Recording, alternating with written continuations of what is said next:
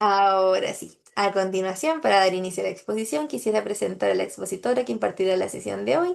Su nombre es Lorena Carmona, es trabajadora social de la Universidad de Valparaíso, magíster en intervención sociojurídica en familia de la Universidad Andrés Bello, trabajadora social de la Corporación de Asistentes Judicial de Valparaíso, perito acreditada por la Ilustrísima Corte de Apelaciones de Valparaíso, docente universitaria.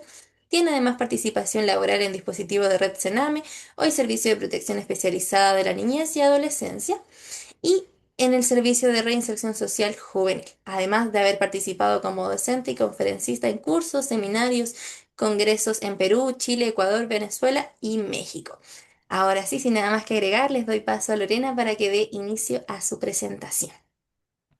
Muchas gracias, Emily, por tan bonita presentación. Damos la bienvenida a quienes están presentes, a todas, todos, todes. Espero que sea un espacio grato de aprendizaje, que podamos compartir. Tengamos claro que esto es un seminario, no es un curso, por lo que quizás no vamos a poder profundizar como nos gustaría en muchos contenidos, pero lo importante es que demos una pincelada, ¿cierto? Y podamos aprender lo principal para quienes quizás, por ejemplo, son nuevos en el tema tanto del peritaje como lo que es el tema de el enfoque de interseccionalidad, que es lo que vamos a ver. Si bien el curso se llama interseccionalidad y peritaje, perdón, el seminario lo voy a ver al revés. Ya voy a partir hablando por lo que son los peritajes en términos generales, ya que hay personas de distintas profesiones acá. Asumo que mayoritariamente son trabajadores sociales o trabajadoras sociales y psicólogos o psicólogas. Y también me imagino que pueden haber de otras disciplinas. ¿Ya? Voy a compartir pantalla, les pido el tema siempre pasa cuando estamos exponiendo, empiezan a consultar por el tema de la asistencia, el link se los va a compartir para que no se compliquen con ello y puedan, ¿cierto?, aprovechar este espacio para que podamos ir compartiendo acá conocimientos, experiencias, reflexiones, análisis. Voy a compartir pantalla, el PPT, antes que me pregunten, se les va a compartir. Ustedes pues tienen acceso, no recuerdo si lo descargan o se les envía a los correos, pero tienen acceso posteriormente a este material. ¿Ya? Y en el material aparte están todas las citas para que ustedes puedan profundizar más en caso que les interese, ¿cierto?, este tema. Como les decía, enfoque de interseccionalidad y peritajes es el título de este seminario. Voy a hablar de los peritajes en términos generales, no específicamente social, por ejemplo. Yo soy trabajadora social o asistente social, sino que vamos a hablarlo en términos generales, aunque probablemente quizás mis ejemplos sean principalmente del área psicosocial. Ahí está mi nombre, asistente social, me identifico con el género femenino, por eso ahí me puse ella. Siempre me preguntan, ¿por qué te pones ella entre paréntesis? Para que sepan el género con el cual me identifico. Bueno, este es el seminario, ¿cierto? Y acá vamos a partir hablando o explicando qué es lo que es un perito, para que todos tengamos claridad cuando yo hable de peritaje, o me refiero a la figura del perito o perita, ya que hoy día también se incorpora, por un tema de género, se incorpora también el concepto de perita, a qué es lo que nos estamos refiriendo. Y aquí vamos a citar a Eduardo Couture, quien señala en doctrina jurídica, ya, que el perito que se desempeña en el ámbito judicial es un auxiliar de la justicia que en el ejercicio de una función pública o actividad privada está llamado, ¿cierto?, a emitir parecer o dictamen sobre puntos relativos a ciencia, arte o práctica, asesorando a los jueces en materias ajenas a la competencia de esto. Si esto lo explicamos en palabras simples, ¿qué es lo que quiere decir? El perito es un profesional o es una persona experta, no necesariamente un profesional. Hay peritos que tienen que ver con ciertos oficios o ciertas actividades, pero se entiende que el perito es un especialista en algún tema y va a ilustrar al juez o jueza, ¿cierto?, en ciertos temas que no son de la experticia de estos últimos. Por ejemplo, el juez probablemente o jueza no es experto, por ejemplo, en lo que es ciclo de la violencia o en lo que es temáticas referidas a maltrato infantil o a modelos explicativos, por ejemplo, de abuso sexual. Y aquí entran ciertos profesionales que tienen expertise en estas temáticas para poder aclarar ciertos hechos, ya para poder ilustrar a este juez. Aquí voy a citar a un académico chileno que se llama Mauricio Dutte, el abogado, quien señala que el perito tiene una función pedagógica finalmente, ya de traducir, ¿cierto?, de explicar ciertos hechos a este magistrado o magistrada para que comprenda mejor ciertas situaciones por las cuales existe, ¿cierto?, este litigio o este juicio. Hasta acá les agradecería si me dejan alguna, ¿cómo se dice? Un emoticón o una reacción. Si se va entendiendo bien, si voy muy rápido, voy muy lento. Les pido una reacción, pero no los veo a todos. Pero quienes puedan dejar una reacción, veo a Maribel, veo a Arminda. Ah, ya, vamos bien. Ya, estimadas. Muchas gracias. Y acá cuando hablamos de la prueba pericial, porque en el sistema chileno, específicamente, por ejemplo, en familia, nos vamos a encontrar con distintos tipos de pruebas. Ya está la prueba documental, que son documentos, como dice la palabra. Tenemos la prueba testimonial, que es cuando van testigos, ¿cierto?, a un juicio.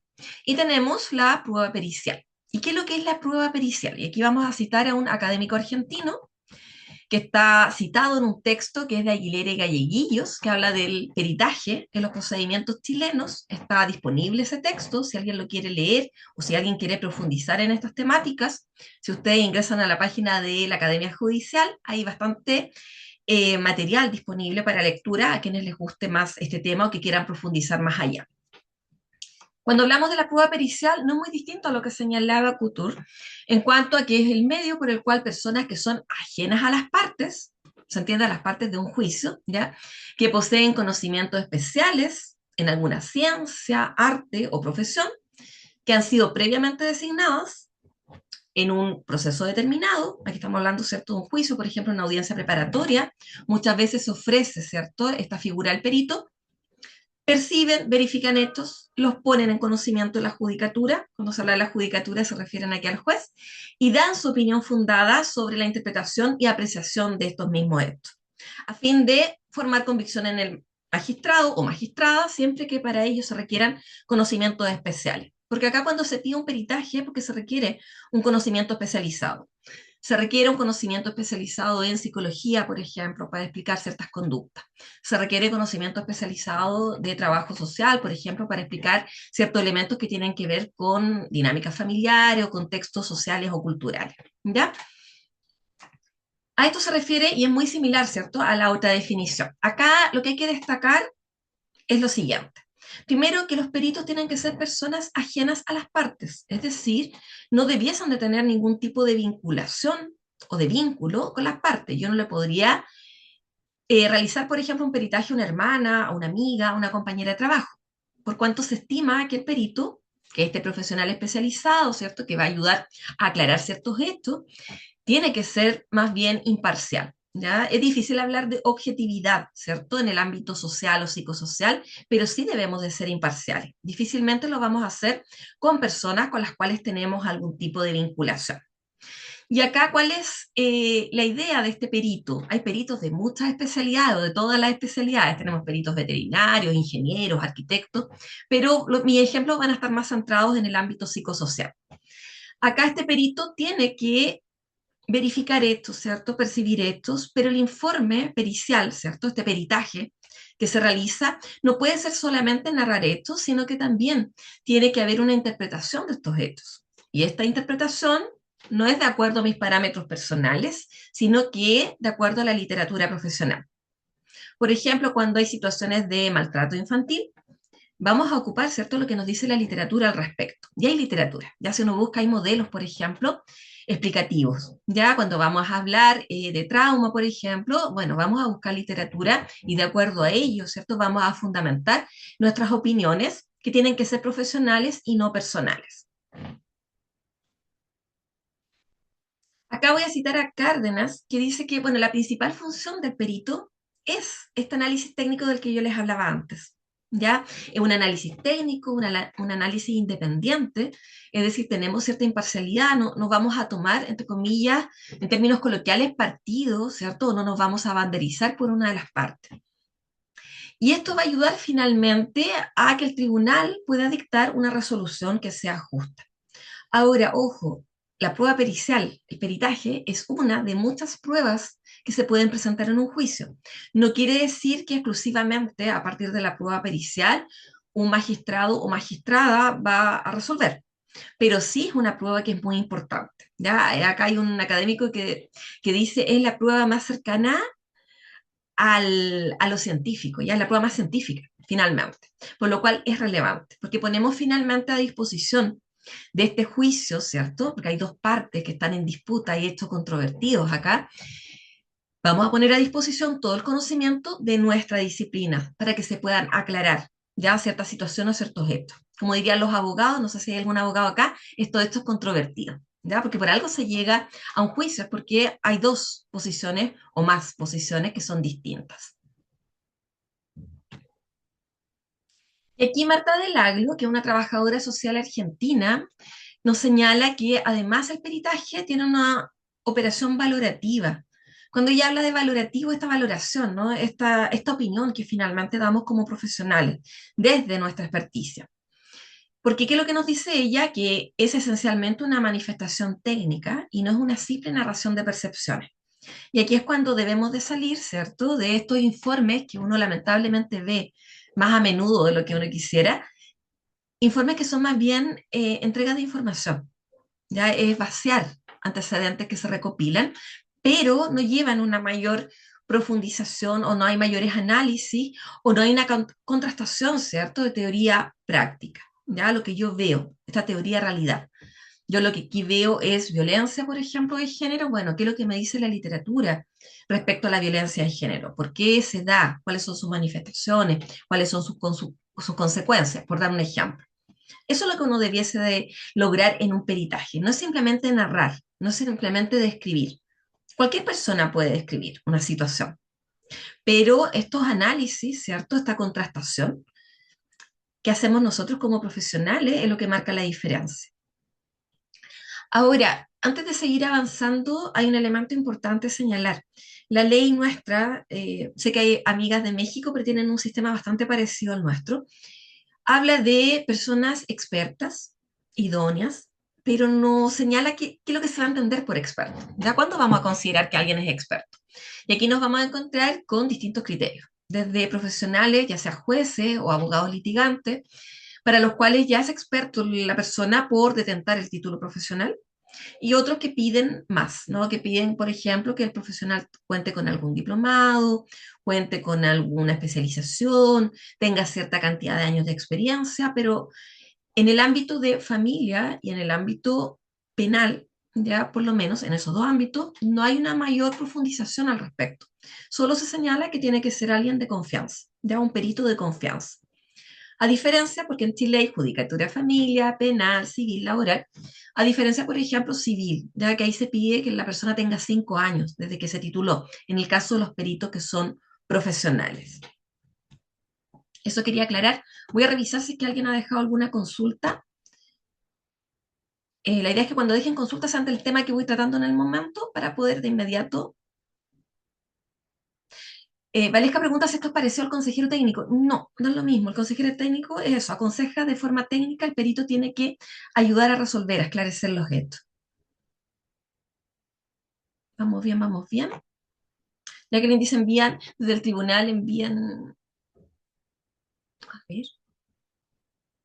¿A qué se le define? Eso es lo que estoy explicando en materia, que justamente no queda claro a que goce de confianza del abogado que ofrece ese peritaje o del juez. Pero no se profundiza más allá en la ley. Acá, Jacqueline pregunta, por ejemplo, ya la municipalidad le piden un informe y es de un funcionario. Va a depender, si este funcionario es amigo tuyo, claro que es difícil que tú puedas elaborar su peritaje, no debieras desde lo ético. Pero yo también he trabajado en municipalidad y hay funcionarios con los que uno nunca tiene contacto porque no los ve, porque están en otras unidades. Ahí va a depender de cuál es la vinculación que tú tienes con esa persona. Voy a seguir avanzando. Hay una guía introductoria ya de la Corporación Opción, pero aquí se describen y plantean lo citado por Davis Echandía respecto a cuáles son las características de esta función, ¿no? De esta actividad, que es el peritaje. Nos señala que una actividad humana la realizamos personas, ¿ya? Es una actividad procesal, se da en el contexto de un juicio. No se hacen peritajes fuera de, ¿ya? No es que un día a mí se me ocurrió pedirle, no sé, Loreto Ortega, ¿me puedes elaborar un peritaje para yo guardarlo en caso que alguna vez lo necesite? No, esto siempre se da en el contexto de un juicio, ya en un tribunal. Habla que es una actividad, esto lo dice la literatura internacional, ya habla de que es una actividad que especialmente calificada, con temáticas que no conocen el común de las personas. Los temas que nosotros vamos a peritar o lo que vamos a, ¿cierto?, a explicar en un tribunal no es algo que cualquier persona que no cuente con la formación nuestra vaya a poder explicar o vaya a poder ilustrar. Exige un encargo judicial.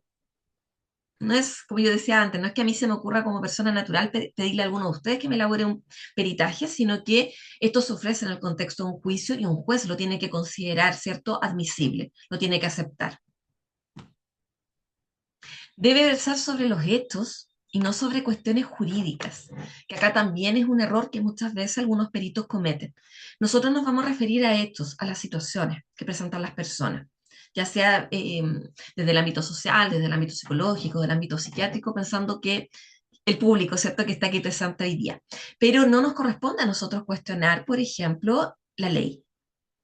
¿Ya? Yo no correspondería, por ejemplo, en mi caso, que soy trabajadora social, que hago habitualmente, por ejemplo, informes de alimentos, por ejemplo, cuestionar que la ley entregue alimentos hasta los 28 años si es que están estudiando. Ya no correspondería que en mi conclusión yo dijera, bueno, es que la ley debiera de ser hasta los 35.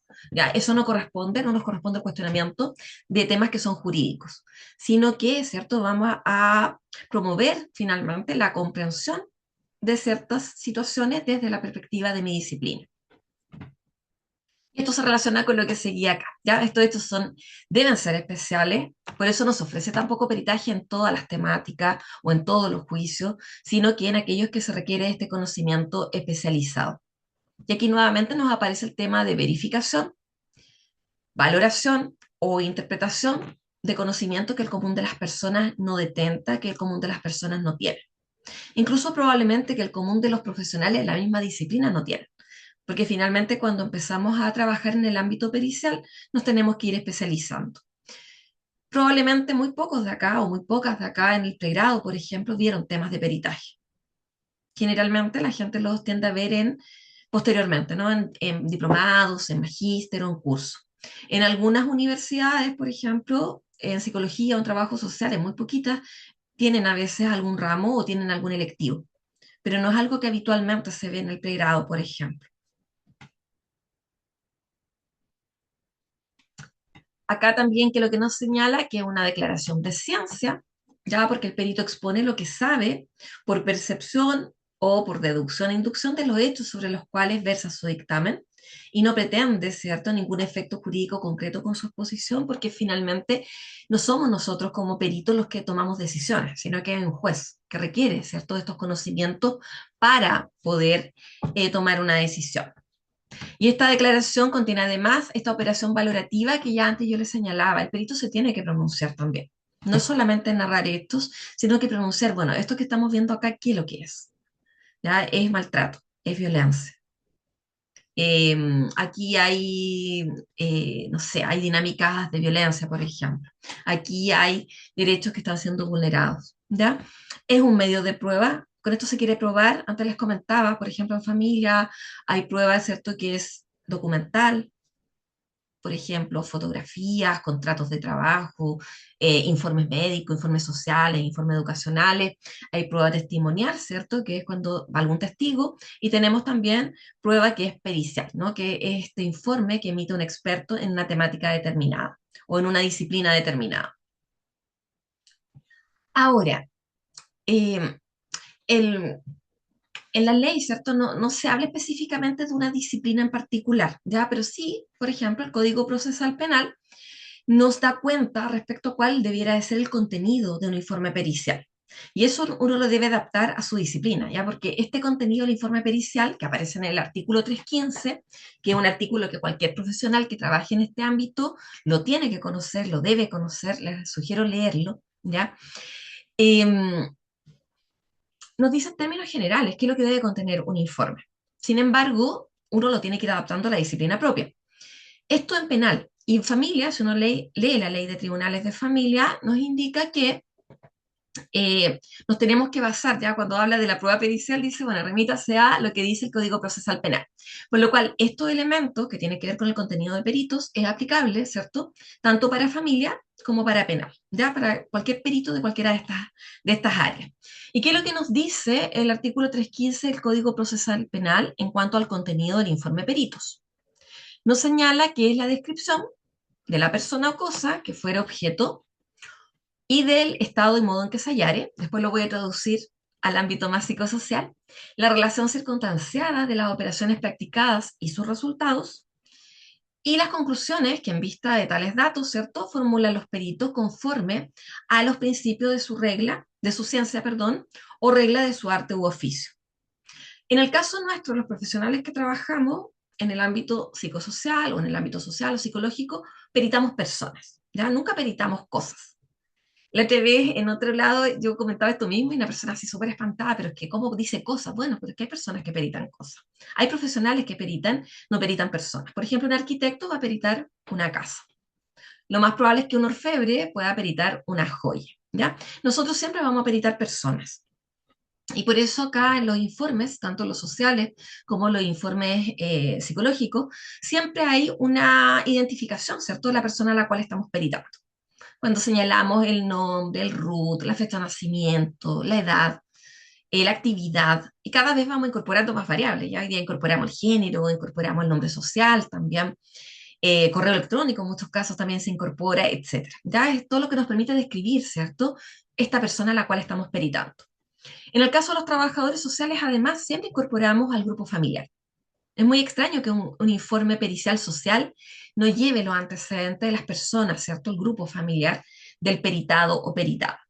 En el caso de los psicólogos, a veces se los ve, a veces no, ¿ya? Pero en el caso de los trabajadores sociales siempre lleva todos los antecedentes de la familia. La relación circunstancial de las operaciones practicadas y los resultados, esto se lo llevamos a nuestro ámbito, tiene que ver con la metodología. Siempre debe estar señalada o consignada en el informe cuál es la metodología que aplicamos para elaborar este informe. Aquí, cuando hablamos de metodología, que a veces hay personas que me miran así como, ¿qué es lo que está hablando? Nos referimos a las técnicas, a los instrumentos que aplicamos, a los enfoques desde los cuales trabajamos. Y aquí uno señala técnicas muy habituales, ¿cierto? Que aplicamos, la entrevista. Voy a referirme específicamente al área mía, por ejemplo, que me sale más fácil para ejemplificar entrevista social semiestructurada, por ejemplo, la visita domiciliaria, las coordinaciones con redes, las entrevistas con colaterales, la revisión documental, aplicación de ciertos instrumentos que hoy día se aplican, ¿cierto? Por ejemplo, WASP, que permite despejar, por ejemplo, la presencia de violencia hacia la mujer. Tenemos instrumentos que valoran lo que es funcionamiento familiar, como lo es FFCIL, Face Stress, o sea, los nombro para que sepan que existen, quienes no lo conocen y se puedan ir capacitando, buscar más información en ello. El genograma, el ecomapa, etcétera. Y aquí es importante, cuando señalamos técnicas e instrumentos, indicar con quién se aplicaron, en qué fechas se aplicaron. Ya a veces hay peritajes que dicen entrevista social, ya, pero ¿con quién? ¿Con la persona que estamos peritando? ¿Con la mamá de esa persona? ¿Con el papá de esa persona? Coordinación con el colegio Arturo Prat, ya, pero ¿qué tipo de coordinación fue? ¿Llamamos por teléfono? ¿Escribimos un correo? ¿Tuve una entrevista? ¿Y con quién? ¿Con la directora? ¿Con la profesora? ¿Con la psicóloga? ¿Con la secretaria? Hay que especificar bien. Cuando hablamos de instrumentos, es importante, los instrumentos, la mayoría o muchos de ellos, ¿cierto? Son siglas, ¿no? FFCIL, PSI, PMF, y no necesariamente ni el juez ni los abogados los van a manejar siempre. Ya hay abogados que se manejan súper bien con esto, pero hay otros que no. Entonces también hay que explicar brevemente. Bueno, se aplicó FFCIL para, o a objeto, ¿cierto?, de conocer funcionamiento del grupo familiar del peritado o peritada. ¿Ya? Y también debemos de dar cuenta, si yo hice entrevistas, por ejemplo, con la mamá de mi peritado, bueno, en el transcurso del informe tengo que dar cuenta cuál fue el resultado de esa entrevista. A veces uno ve informes que llevan una metodología muy extensa y uno lee el informe y en ningún lado, ¿cierto?, se logra apreciar cuáles fueron los resultados de la aplicación de esas técnicas y de esos instrumentos. A veces señala entrevista con, no sé, profesora del colegio.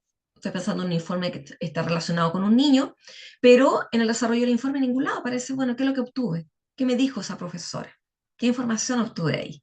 O apliqué tal instrumento, bueno, pero ¿qué información me dio eso? ¿Qué análisis hago yo de esa información? Y otro elemento más aquí que nos aparece es las conclusiones. Y tengo que concluir en base a lo que expuse en el informe, en base a los datos, ¿cierto?, que me arrojó esta aplicación de técnicas e instrumentos.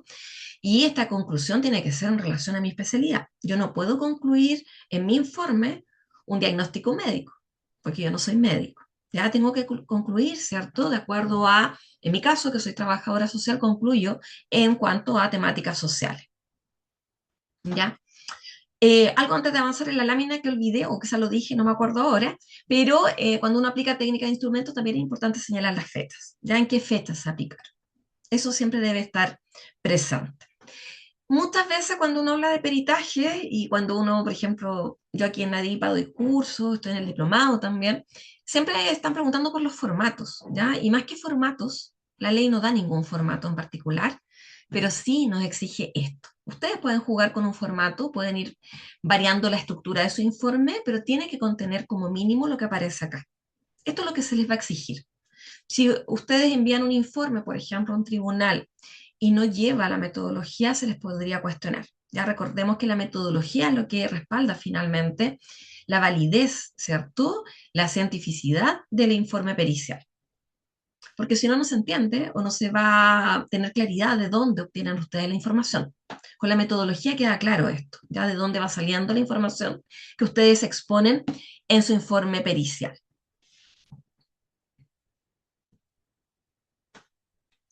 Ahora, en general, cuando vemos peritaje y en la medida que pasa el tiempo, ya que yo soy viejita y trabajo desde, ya estaba titulada, por ejemplo, cuando fueron las reformas de justicia en nuestro país, hoy día vemos temáticas mucho más complejas, que no quiere decir que no hayan existido antes, pero hoy día probablemente se visibilizan más. Por lo cual, dada la complejidad de los temas que abordamos, tanto en el ámbito penal como en el ámbito de familia, hay varias exigencias que son importantes para quienes se quieran desempeñar como peritos. Y aquí es importante, por ejemplo, el mantenerse actualizado con la literatura científica. Si alguien, por ejemplo, va a tomar un curso de peritaje o toma el diplomado en el cual se va a sortear más ratito una beca, no quiere decir que no vaya a tener que estudiar nunca más. Ya, porque a veces las personas tienen esa idea, así como ya voy a tomar esto y con esto ya quedo listo o lista para hacer peritaje, ya me despreocupo de estudiar. Hay que estar siempre actualizándose. Ya van apareciendo nuevos conocimientos, van quedando obsoletos ciertos términos, por ejemplo, ciertos conceptos, ciertos enfoques van quedando atrás y va apareciendo nueva literatura, por lo que alguien que se quiera dedicar a esto tiene que estar siempre capacitándose, ya siempre tomando cursos, siempre leyendo para estar actualizado, tanto respecto al conocimiento que les es propio de su disciplina, como también estar siempre al tanto respecto a modificaciones que tienen las leyes. También es importante acá que los profesionales que se desempeñan en esta área tienen que manejar distintas técnicas, escalas, instrumentos.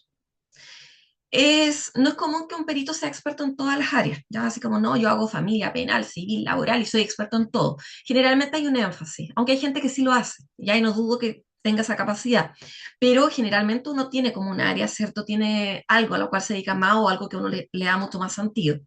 Y es importante manejar bien las técnicas, incluso técnicas que a veces parecieran ser simples o fáciles o sencillas de aplicar, como la entrevista, que siempre las personas tienen la idea así como la entrevista, cualquiera puede hacer una entrevista, pero cuando uno está ejerciendo se da cuenta que la entrevista es compleja. Es complejo entrevistar muchas veces. Hay situaciones que son complejas o hay personas que a veces tampoco están tan dispuestas, por ejemplo, o no tienen la mejor disposición en una entrevista. Entonces hay que manejar bien las técnicas, las escalas, los instrumentos, conocer la base teórica de los instrumentos que queremos aplicar, tener claridad, por ejemplo, respecto a ciertos instrumentos que requieren pago de licencias, que requieren certificación. Ahí uno se va dando cuenta también que tanto maneja el perito, ¿cierto? Que tanto se capacita cuando ya tiene claridad al respecto. Y también, dado que vamos a tener esta labor pedagógica, ¿cierto? Tenemos que explicar, tenemos que analizar, también es importante que incorporemos distintos enfoques. Hay enfoques transversales de los cuales hoy día se hablan mucho. Décadas atrás nadie hablaba de género, nadie hablaba de interseccionalidad o no se hablaba, por ejemplo, de interculturalidad, pero hoy día sí. es necesario, sí aparece, ¿cierto? Que tenemos que aplicar, hoy día incluso vemos que hay sentencias, por ejemplo, que incorporan el enfoque de género. Para poder incorporarlos los tenemos que manejar, ya tenemos que estudiar al respecto, los tenemos que conocer. Bueno, hoy día vamos a hablar de interseccionalidad, pero hay muchos más enfoques que aquí se los dejé. Ahí está el enfoque de derechos humanos, ¿cierto? Se los voy a enunciar. Por un tema de tiempo no puedo profundizar en cada enfoque, pero recuerdo que hace un tiempo atrás di un seminario aquí mismo en ADIPA, si es que están en YouTube, si quieren profundizar un poquito más con los otros enfoques, ¿ya? Tenemos el enfoque de derechos humanos, que es como el enfoque madre, ¿no? El gran paraguas, y de ahí se desprenden otro enfoque, que es el enfoque que habla, ¿cierto? Que las personas las tenemos que considerar como sujetos de derecho. ¿Y qué significa esto? Si doy algunos ejemplos muy básicos finalmente, bueno, tenemos que hacer consentimiento informado, tenemos que hacer retroalimentación, tenemos que respetar voluntariedad, tiene que haber participación también de las personas en la elaboración de estos informes. Tenemos el enfoque de derechos de niños, niñas y adolescentes, que es el más conocido, ¿cierto? Que es cuando reconocemos a los niños como sujetos de derechos y hay ciertos principios que nos otorga la Convención al respecto como por ejemplo, el interés superior del niño, que siempre debiera estar presente por cuanto Chile ratificó esta convención y todos aquí, ¿cierto?, somos cogarantes. Enfoque de género, que tiene que ver, bueno, cómo analizamos, ¿cierto?, la variable género. Cómo esta variable influye o impacta en la vida de la persona, en las posibilidades, por ejemplo, en las oportunidades, en el desarrollo de la persona y cómo impacta, por ejemplo, no sé, en qué género, en que sea mujer, por ejemplo, la que está recibiendo violencia, o que sea un hombre, por ejemplo, el que lo recibe. ¿Ya? ¿Cómo se da en forma diferenciada? No es lo mismo cuando un hombre recibe violencia que cuando una mujer recibe violencia. Porque sabemos que hay diferencias, ¿cierto? Históricas o desigualdades históricas en el abordaje, por ejemplo, o en cómo se ha mirado a la mujer durante la historia, cosa de ver cosas que han ido pasando últimamente, con el hombre, por ejemplo. El enfoque de inclusión, si esto lo llevamos, por ejemplo, al ámbito de la discapacidad, ¿cierto? El comprender cuando muchas veces nos toca acreditar personas con discapacidad, realizar, por ejemplo, adaptación de los procedimientos, ¿cierto? Hacer los ajustes razonables, el no tener estas miradas desde el déficit, cuando hablamos de discapacidad, ¿cierto? Estas miradas patologizantes, sino que adherir a estos paradigmas actuales que tienen que ver con entender que la discapacidad también la genera el entorno muchas veces, ¿ya? El tema de la interculturalidad, el no tener estas miradas etnocentristas, sino que considera las diversidades culturales y en base a ello poder comprender, por ejemplo, formas de crianza, dinámicas familiares que se dan, probablemente como nos relacionamos nosotros acá, la mayoría somos chilenos, si nos tocara, por ejemplo, peritar a una familia gitana o una familia palestina, probablemente formas distintas. El marco siempre van a ser los derechos humanos, pero hay formas distintas muchas veces, ¿ya? Interseccionalidad que lo voy a explicar ahora, así que no voy a profundizar ahora en ello. La territorialidad también, los territorios. Los territorios tienen que ver mucho más que con lo geográfico, ¿cierto? Tienen que ver con formas de vida, con temas culturales, memoria histórica. No es lo mismo, no funcionamos igual, o por ejemplo no percibimos esto igual personas que viven en Santiago Centro a alguien que vive en un sector rural. La ruralidad igual marca comprensiones distintas respecto a ciertos temas. ¿Ya? Hay temáticas también o formas de funcionar que son distintas. Vi que alguien es de Isla de Pascua, por ejemplo. Ya en Isla de Pascua también hay formas de funcionamiento distintas probablemente en las familias, en las niñez, en las crianzas, que las que tiene alguien que vive en Arica o alguien que vive, por ejemplo, en Chiloé. Tenemos el enfoque de participación, ¿cierto? Hacemos partícipes, los informes, los peritajes deberán de ser co-construcciones. Uno le explica a las personas, ¿ya? No es que ya uno llegue como antiguamente, esta imagen, esta caricatura que hay muchas veces de las visitadoras sociales que iban a las casas y las personas no tenían idea y después llegaban a sacar a los niños a las casas. Acá uno le explica a la persona por qué se está haciendo este peritaje, qué técnicas vamos a aplicar, para qué lo que son, cuál es el objetivo, quién va a tener acceso al informe. La persona uno la debiese retroalimentar, por ejemplo, indicarle, informarle en qué condiciones se va su informe, cuál es su informe, que lo pueda leer, que lo pueda ver. La intersectorialidad, aquí entendemos que los temas complejos intervienen diversos sectores y por eso también nos coordinamos, por ejemplo, con educación, con salud, con los municipios cuando estamos elaborando peritaje. El enfoque informado y sensible al trauma, ¿cierto? Que sabemos que las personas con las que trabajamos, generalmente las personas que viven, ¿cierto?, alguna situación judicial, que están en un contexto de juicio, han vivido situaciones muchas veces traumáticas. Y aquí tenemos que tener cuidado, ser sensible, por ejemplo, en la forma que abordamos a las personas, en la forma como abordamos ciertos temas. Abordamos los temas que son pertinentes al informe. Si yo estoy haciendo un peritaje que tiene que ver con divorcio, por ejemplo, quizás no es tan relevante que la persona me cuente, o quizás sí, va a depender del caso, pero que me cuente alguna situación de abuso que vivió en su infancia. Ya ahí debemos de ser cuidadosos también en cómo abordamos los temas. El curso de vida, que es un enfoque que es muy bonito, que viene desde la salud, ¿cierto? Que contextualiza los momentos de la vida. No, no es como estos ciclos de vida, ¿cierto? Que dicen ya esta edad es la niñez, la adolescencia, sino que acá también consideran qué contexto. No es lo mismo vivir la niñez hoy en Chile. Un niño de 10 años en Chile tiene una niñez súper distinta que un niño de 10 años en los años 80 aquí en Chile, porque los contextos son distintos. O un niño hoy día acá, Chile, es una niñez muy distinta al niño en Venezuela, o un niño que vive en Cuba, o un niño que vive en Israel. Los contextos son sumamente o totalmente distintos. Bueno, y hay muchos enfoques más. Aquí les dejé algunos, les dejo ahí así como un spoiler, tienen enfoque justicia terapéutica, ya justicia cognitiva, y así nos van apareciendo otros enfoques que son importantes considerar, principalmente para tener una mejor comprensión de las situaciones de las personas a las cuales peritamos y también para desarrollar adecuadamente la metodología. ¿Ya? Yo no puedo entrevistar de la misma forma a una persona, por ejemplo, con alguna discapacidad y otra que no. ¿Ya? O alguien de otro grupo, de un grupo originario, por ejemplo, tengo que hacer ciertas adaptaciones y ciertas adecuaciones. O alguna persona con alguna condición neurodivergente también. Probablemente voy a tener que hacer ciertas adaptaciones. Ahora, lo que nos convocaba acá, porque hice todo este preámbulo, que se entendiera bien lo que era el peritaje, el perito, ¿cierto? Y ahora, bueno, veamos qué es lo que es la interseccionalidad. La interseccionalidad es un enfoque y es una metodología ya de análisis social que nos permite comprender mucho mejor la realidad porque tiene por objetivo finalmente reconocer los distintos tipos de desigualdad que se generan producto de la intersección, es decir, de la unión de distintas dimensiones sociales que finalmente modelan e impactan la vida de las personas o de ciertos grupos, de ciertos colectivos, ¿ya? Si les cuento un poquito como de la historia de la interseccionalidad, está súper ligado al tema género, está muy ligado al tema del feminismo, por cuanto las feministas en los años 80, los años 70 ya cuestionaban que cuando se hablaba de mujeres, no se podía hablar de las mujeres en forma homogénea, porque no todas las mujeres estábamos, ni estamos hoy día, en la misma situación.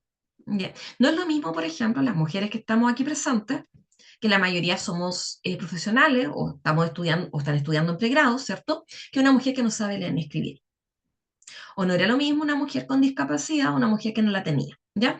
Entonces, a partir de eso se habla que había que hacer ciertas diferenciaciones y no hablar de todo el género femenino, ¿cierto? De todas las mujeres como un todo igual.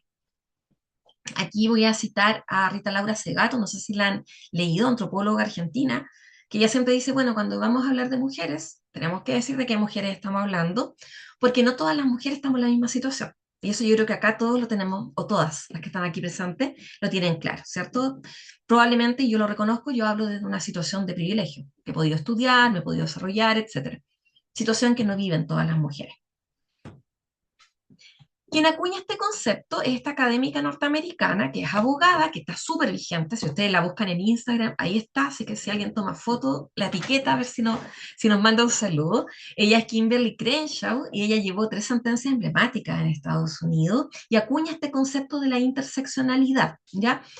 Que ella, esto parte, una de las sentencias que ella tiene es a partir de un caso en una empresa, General Motors, que probablemente muchas de acá y muchos la han escuchado, y señala, ¿cierto?, que había mujeres afrodescendientes, mujeres de raza negra, que eran discriminadas. Y aquí ya se da cuenta que no podía separar, ¿cierto?, el tema género con el tema raza, ¿ya?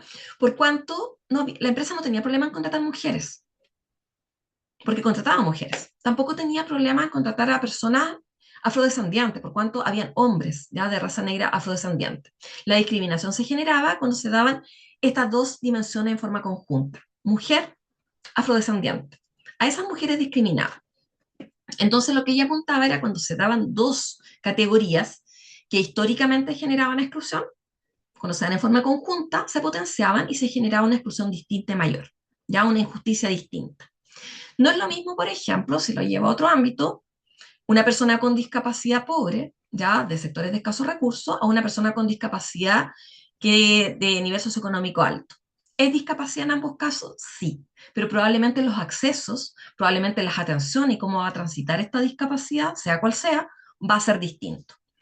No sé si hasta acá se va entendiendo, yo de repente como que me embalo hablando, si alguien me pudiese dejar alguna señal, alguna reacción. A la única que veo en pantalla, a la Carla Soto que se está riendo, Ana Parra, Maribel y de Yanira, así que me van retroalimentando si se va entendiendo, ya. Gracias, de Yanira. Ya, entonces se va entendiendo bien. Ya cuando se van dando entonces estos elementos, se dan en forma conjunta, se genera lo que nos dice Kimberly Crenshaw, esta doctora en Derecho, se da una discriminación mucho mayor. Por ejemplo, los niños. Todos los niños es una etapa de la vida, ¿cierto?, en la cual hay vulnerabilidad. ¿Ya? Los niños son una población vulnerable, pero van a ser más vulnerables, por ejemplo, cuando se juntan con otras dimensiones. Discapacidad, un niño migrante, un niño de la diversidad sexogenérica. Si se da en forma conjunta, juntamos estos dos elementos. Es niño y además, por ejemplo, es trans. Es niño y además tiene una discapacidad. Va a tener, es niño y es migrante. Ya las discriminaciones que va a sufrir ese niño, las desigualdades a las cuales se va a ver expuesto son mucho mayores. Aquí Crenshaw entonces usó la noción de la interseccionalidad, ya les adelanté un poquito de ya lo que era, para demostrar cómo para ciertas mujeres, porque esto nace principalmente con el tema género, pero después se expande, la coexistencia de varios factores puede potenciar o dar origen a una nueva forma, ¿cierto?, de discriminación, que profundiza situaciones de injusticia. Acá no tiene que ver con un tema de feminismo, sino que tiene que ver con temas concretos de la historia, ¿cierto? Históricamente las mujeres han sufrido discriminación, pero hay discriminaciones mayores. Ya probablemente las que estamos acá sufrimos menor discriminación que una mujer, por ejemplo, analfabeta, que no sabe leer ni escribir. O una mujer, por ejemplo, de grupo originario, que quizás sufre más discriminación que hombres, por ejemplo, de grupos originarios. Y acá voy a citar a Cruces Lorca y Ruiz, que nos habla que esta es una herramienta metodológica, permite entender cómo se cruzan, concurren, ¿cierto?, en una persona, en un grupo, en una comunidad, en un colectivo, distintas categorías que finalmente van generando discriminación. Y ellos dan este ejemplo: mujer, mapuche, adolescente, pobre. Se juntan todos estos elementos, va a pedir atención a un servicio de salud. Ya probablemente la atención no sea la misma que si va a una mujer chilena, media, promedio, ¿cierto? Adulta, nivel socioeconómico medio o alto. Ya quizás la atención no va a ser igual, o los accesos no van a ser los mismos. Y la figura de la interseccionalidad, nos dicen estos autores, ayuda en la comprensión de cómo en estos casos comporta, ¿cierto?, mayor gravedad cuando se juntan estas dimensiones y que son importantes de considerar cuando se van a tomar decisiones judiciales. De hecho, hay textos que hablan, por ejemplo, para situaciones de violencia. Es sumamente importante incorporar este enfoque para poder explicar ciertas situaciones. Hay un texto que está en la Academia Judicial, revisan esa página, es bien interesante, y por ejemplo ahí se hablan en temas de violencia, hay tres enfoques que hay que incorporar sí o sí. Violencia de cualquier tipo, violencia de pareja, violencia hacia niños, violencia hacia personas mayores, hacia personas con discapacidad, por ejemplo, el enfoque de derechos humanos, el enfoque de género y el enfoque de interseccionalidad, porque eso permite comprender mejor. Cuando las personas hacen esta lectura simplista, ¿cierto? O muy liviana, cuando hay violencia en la pareja, ay, pero ¿por qué ella acepta? Que es una lectura muy simple que se hace muchas veces, ¿cierto? Ya, pero es que es distinta la situación, ¿cierto? Si una mujer con discapacidad, si una mujer que depende económicamente, a una mujer que no tiene, por ejemplo, esas otras situaciones. Entonces, por eso es importante incorporar estos análisis cuando vamos a explicar ciertas situaciones. En el caso de los niños, por ejemplo, hay estudios que hablan, los niños con discapacidad son más propensos y tienen mayores probabilidades de sufrir maltrato que un niño que no tiene discapacidad. ¿Ya? Porque eso también se asocia con otros temas como el estrés parental, por ejemplo. Entonces ahí vamos viendo cómo se van uniendo dimensiones y cómo eso también permite explicar. Si tomamos estas dimensiones separadas, la discapacidad por un lado, el género por otro, o la edad por otro, obviamente no nos va a dar la misma riqueza que cuando lo vemos, ¿cierto? Lo analizamos de forma conjunta. Yo después les voy a mostrar esta ruedita, la puse ahí, ya respecto a ciertas dimensiones que generan finalmente desigualdades, ¿no? La raza, el grupo étnico, la edad, la orientación sexual, la identidad de género, las creencias religiosas, la nacionalidad en algunos casos, ¿cierto? El país de origen. Aquí en Chile igual somos un país bien especial en ese sentido, ¿cierto? No es lo mismo decir, para alguien decir que es migrante que viene de Alemania a alguien que viene de los países vecinos, el estatus socioeconómico, etcétera. La Comisión Interamericana de Derechos Humanos ha establecido que la discriminación, por ejemplo, no afecta a todas las mujeres por igual y ha considerado que existen mujeres que están expuestas a un mayor riesgo, por ejemplo, de violación de derechos.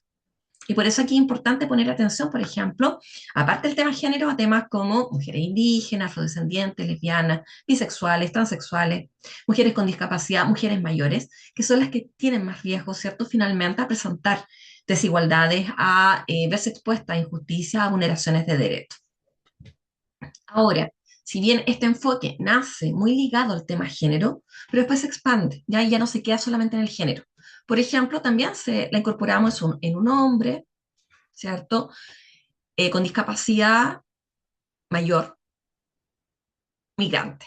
Ahí se nos juntan tres elementos que también van a generar desigualdades, que también pueden generar injusticia o dificultades, por ejemplo, en accesos.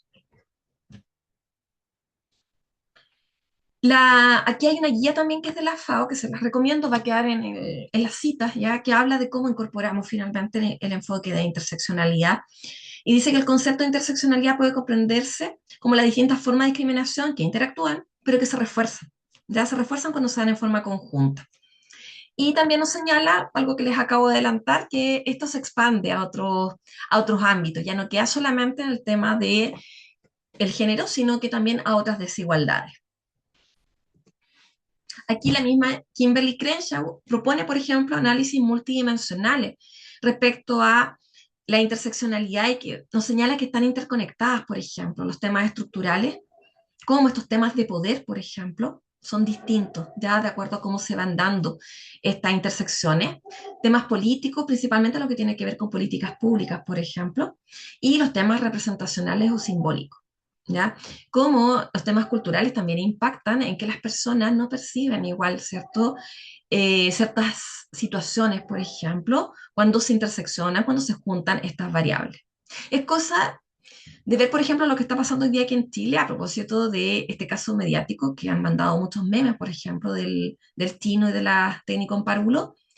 Probablemente esto no habría sido igual en otros contextos, mi humilde opinión, ¿ya? Y tiene que ver también con estas lecturas, representaciones, ¿cierto?, que existen respecto, por ejemplo, por algo se nombra tanto que son parvulares. Porque hay en el colectivo, ¿cierto? A nivel país tenemos cierta imagen de que lo que se espera, por ejemplo, una parvularia. ¿Sí? El chino, ya por el hecho que le digan chino, también hay una carga ahí. Alguien hace un análisis respecto a ello. Ya hay temas socioeconómicos, hay temas culturales, hay temas educacionales. Entonces ahí nos vamos dando cuenta cómo se van interseccionando y ustedes se van a dar cuenta, me van a disculpar los amigos que son de otros países, porque es un caso mediático en este momento aquí en Chile. eh, el abordaje, por ejemplo, las burlas, los memes, no son iguales para las mujeres que para él. Y ahí nos vamos dando cuenta, ¿cierto? Cómo se culturalmente, en términos simbólicos, en términos representacionales, ¿cierto? Percibimos en forma distinta, ponemos atención en forma distinta a ciertos ámbitos de las mujeres y a ciertos ámbitos de los varones o de los hombres. Ahora, Patricia Hill Collins, ya ella propone una rueda de interseccionalidad, que aquí se las voy a mostrar, que permite ver a la persona en su entorno, ya, y ayuda también a los profesionales a comprender cómo hay múltiples sistemas de opresión que están reforzados, ¿ya? Porque una rueda que en la parte superior habla de quienes tienen ciertos privilegios a nivel social y en la parte inferior aparece cuando hay discriminaciones, cuando hay desigualdades. Ya vienen las próximas láminas, a ver, aquí se las voy a mostrar. Y aquí, por ejemplo, nos aparece en el tema género, lo aceptado socialmente es lo masculino femenino. Si nos vamos al sexismo y al androcentrismo y a todo el tema patriarcal, los hombres, ¿cierto? Se supone que tienen mayores privilegios. Si vemos en el tema racial, la raza blanca es la que tiene mayor privilegio. Los orígenes europeos son mucho más, por lo menos en nuestra cultura occidental, en nuestra cultura latina, son bastante más valorados, por ejemplo.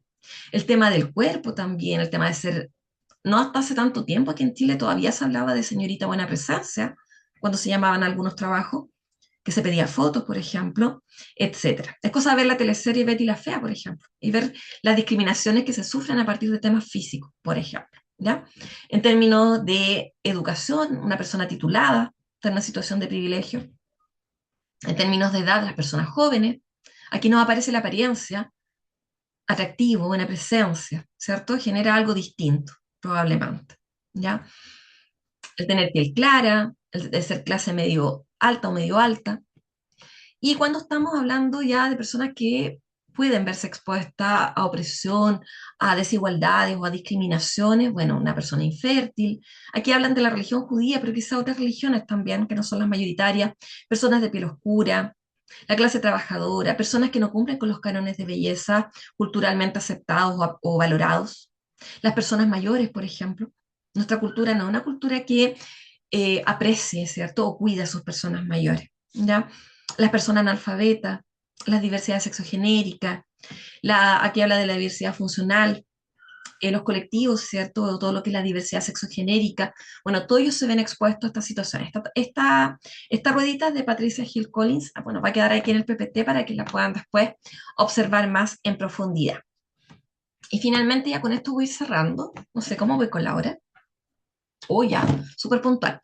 Acá, ¿qué es lo que nos dicen estos autores? Que utilizar el concepto como interseccionalidad, como categoría de análisis en estudios que tienen que ver con situaciones judiciales, ¿cierto? Con estudios jurídicos, significa también en qué medida el derecho, las políticas públicas, lo voy a decir en palabras simples para no leerlo tal cual de ahí, pero favorecen o desfavorecen a las personas.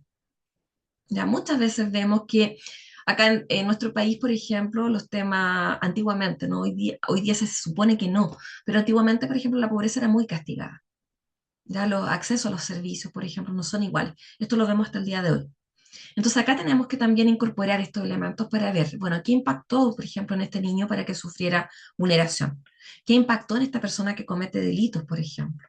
En su historia de vida, en su entorno, qué es lo que impacta y promueve, ¿cierto? O favorece finalmente que se mantenga en esta situación. ¿O qué impacta en esta mujer que recibe malos tratos o en esa persona mayor? ¿Cuáles elementos son los que favorecen o desfavorecen? ¿Ya?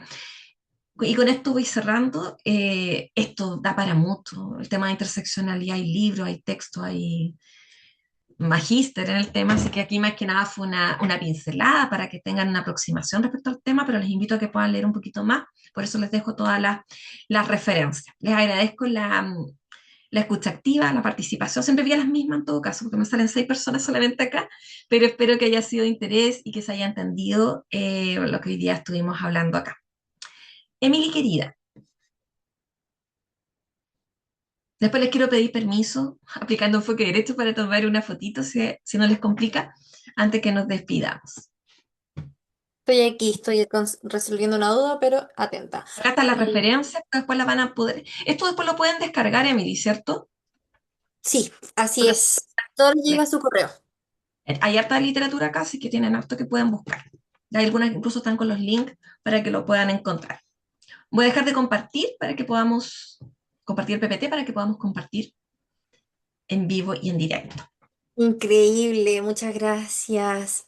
Sí, bueno, pasamos entonces a la segunda ya fase de esta sesión para una ronda de preguntas. Yo creo que por la hora alcanzamos a hacer unas dos o tres preguntitas. Todo muy interesante, así que igual Podría haber idealmente, seguido hablando, pero claro, por tiempo ya no podemos y tenemos que no hacer se el puede. sorteo todavía. Así que eso, quien quiera, tengo una pregunta respecto a la temática, idealmente realmente que sea una duda y no una opinión muchas veces porque en eso nos demora un poquito más de tiempo, pueda levantar la mano. Quien no sepa levantar la mano está en las reacciones abajo en su barra de herramientas, si no le aparece, están los tres puntitos y aparece reaccionar, como con un corazón. Y ahí está la opción levantar la mano. Muy, Mariel. Mariel, ahí estoy para que puedas reactivar el audio.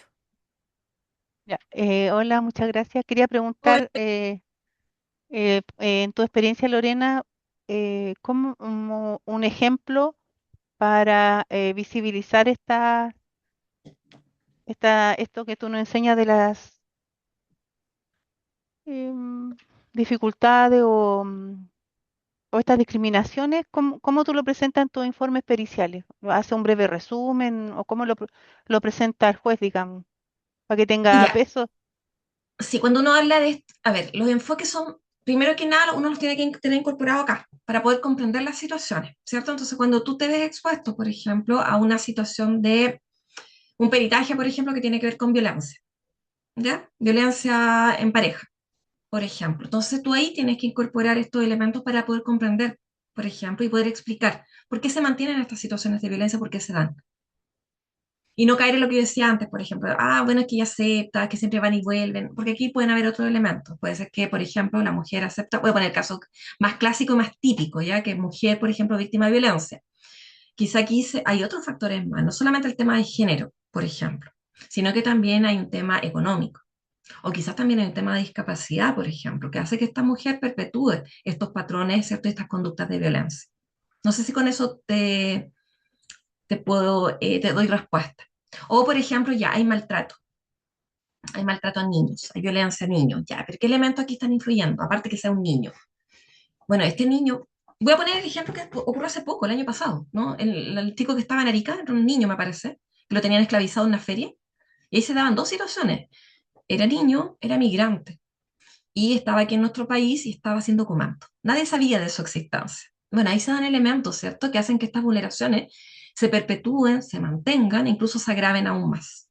Porque probablemente si este niño hubiese sido un niño chileno que va al colegio, quizás se podría haber puesto atajo antes, ¿cierto? Se podría haber denunciado esa situación con mayor celeridad, ¿cierto? Pero cuando ocurren estos así, bueno, nos vamos dando cuenta entonces que al hacer estos análisis, ¿por qué esta situación no se descubre antes, por ejemplo? ¿Por qué no se denuncia antes? Bueno, aquí tenemos tres elementos. Era un niño migrante y no estaba con documentación aquí en nuestro país. No sé si con eso te doy respuesta.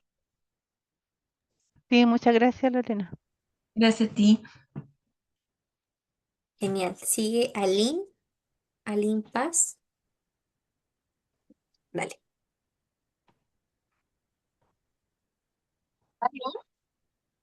Te escuchamos. Despacito, pero te Ah, escuchamos. ya, súper.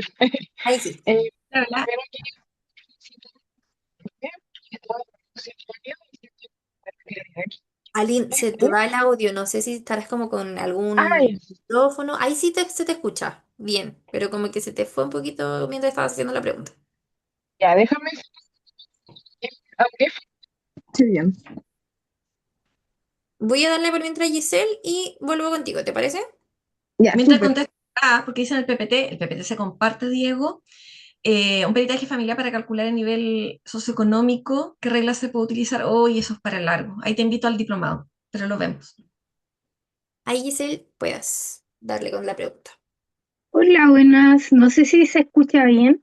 Sí, Sí, te todo escucho bien. bien, Giselle. Perfecto. Bueno, mencionar mis felicitaciones a la expositora. Gracias. Un tema muy interesante. Bueno, mi pregunta es la siguiente. ¿Es necesario mencionar una articulación sistémica, entendiendo eh, que el enfoque se basa en la interrelación entre las problemáticas? Por ejemplo, mencionar o a lo mejor aplicar algún instrumento a, no sé, personas relacionadas con la problemática. No sé si se entiende mi Sí, pregunta. a ver, en general acá en nuestro país, ¿tú eres trabajadora social o psicóloga? Trabajadora social de En general, Talca. ya, en general acá en trabajo social se tiende a trabajar desde el enfoque sistémico, ¿no? Y desde el enfoque ecológico, ¿cierto? Es lo que más se usa. Si buscamos literatura, por ejemplo, los marcos explicativos, los marcos que hablan de, por ejemplo, temas como parentalidad, como el tema de arraigo, por ejemplo, tienen bases que tienen que ver con lo sistémico y con lo ecológico. Ahora es importante que uno tenga claro bajo qué enfoque trabaja, ¿no? Y también los pueda mencionar. Si ese es el enfoque, en general tendemos a usar ese enfoque. Si es el enfoque bajo el cual tú trabajas, obviamente lo puedes señalar. Hay muchos instrumentos, o yo diría que gran parte de los instrumentos, por ejemplo, que ven temas de parentalidad, que ven temas de dinámicas familiares, por ejemplo, FACE 3, NSFAS, FFSIL, tienen base sistémica finalmente y base ecológica. Perfecto. Me queda súper claro. Por ejemplo, hay un texto que habla de los modelos explicativos, por ejemplo, de maltrato, no sé, Barudi. Él tiene un enfoque ecológico para trabajar. Perfecto, muchas gracias. Gracias a ti. Ahí Aline me avisó que tenía listo el audio. Y creo que ya por Súper. el tiempo con ella finalizamos. Lamento mucho todas las manitos para tener más tiempo. Pero yo les Ahí, dejé mis redes sociales, así que yo de verdad encantada si alguien quiere profundizar y siempre estoy generando contenido con estas temáticas que a mí me gustan mucho. Súper, no sé si ahora se escucha bien. sí, Sí, qué sí. bien. Ya, súper. Primero es lo mismo un poco que la persona anterior. Felicitar a la profe igual por la claridad. Yo he ido a varios seminarios ya y es como la primera vez que siento que me queda como tan claro un tema. Qué Así lindo. que eso por, por una parte. Y la pregunta que me surgió un poco es porque yo trabajé en su momento en la Casa de la Mujer y trabajamos con este enfoque de interseccionalidad. Pero me causaba duda como desde el ámbito como judicial, que igual se abarcó más en esta charla, como qué tan válido es como este enfoque en el ámbito como más judicial, porque sé que obviamente con las técnicas a la base y todo lo demás como que ya uno debería poder tener como cierto peso, pero quería saber como que también si este enfoque igual era como bien visualizado desde el ámbito más judicial, porque yo como psicóloga desconozco completamente ese tema al menos. Mira, la Corte Interamericana de Derechos Humanos, de esto hay una de las láminas, habla, ¿cierto? Que el enfoque de interseccionalidad hay que incorporarlo. Ya, y si tú buscas, por ejemplo, incluso en textos de la Academia Judicial, que es la academia que aquí forma a los jueces de la República, hay textos, por ejemplo, hay uno que es de violencia, que es de la magistrado Jessica Arenas, de Karen Danke, y se me acaba de olvidar Carrizo el apellido, pero se me acaba de olvidar el nombre del juez. Ellos, por ejemplo, hablan que ese enfoque hay que incorporarlo para comprender. Obviamente en ciertas temáticas cobra más sentido, ¿no? Por ejemplo, violencia. Pero en otras temáticas también, alguien aquí, por ejemplo, divorcio, alguien habló las vulneraciones de derechos. No es lo mismo que un niño de 13 o 14 años, por ejemplo, en términos culturales aquí en nuestro país, tenga una polola de 30 años a que una niña de 14 años tenga un pololo de 30 años, ¿cierto? Porque hasta hace poco el niño era visto como campeón, ¿cierto? Que había seducido, conquistado a una mujer adulta, a diferencia de la niña, ¿ya? Entonces ahí nos vamos dando cuenta que también hay que ir incorporando estos elementos. Pero sí, la Corte Interamericana habla, hay, están estos textos, por ejemplo, y varios de estos enfoques que señalé también. Ya hoy día, por ejemplo, el enfoque de derechos humanos se tiene que incorporar, el enfoque de derechos del niño también, pero interseccionalidad sí. La Corte Interamericana lo recomienda, lo sugiere que se incorpore para la comprensión, y no solamente en temáticas vinculadas a género. No sé si con eso te di respuesta, Aline.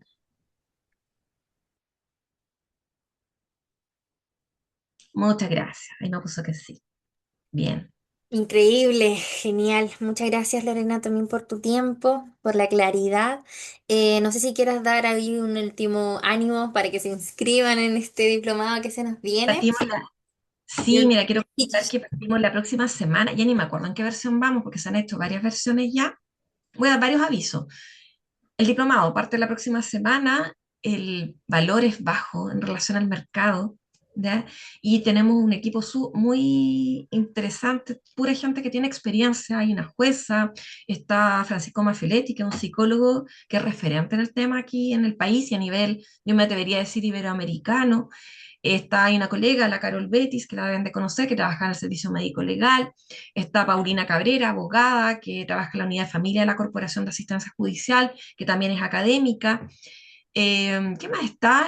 Que no creo que se me olvide nadie. La jueza Rosati, no dije el nombre, pero dije una jueza. O sea, la jueza Nora Rosati y estoy yo. Así es que la esperamos ahí en el diplomado porque es bien interesante. La gracia de este diplomado, a diferencia de otros diplomados, porque también hago clases en otros lados, pero es que junta lo psicológico con lo social, así que los nutre mucho más. Y todas somos personas que trabajamos en el tema. No hay nadie acá que solamente se dedique a lo teórico o a lo académico. sino que los que son, hay una jueza, así que está siempre en este contexto, la otra abogada que es Paulina y es litigante, así que está siempre litigando en familia, ustedes saben el grosor de causas que se ven en las corporaciones. La Carol, bueno, ella está ahora como particular, pero trabajó mucho tiempo en el servicio médico legal. Yo trabajo en la Corporación de Asistencia Judicial, que también hago mucho peritaje ahí.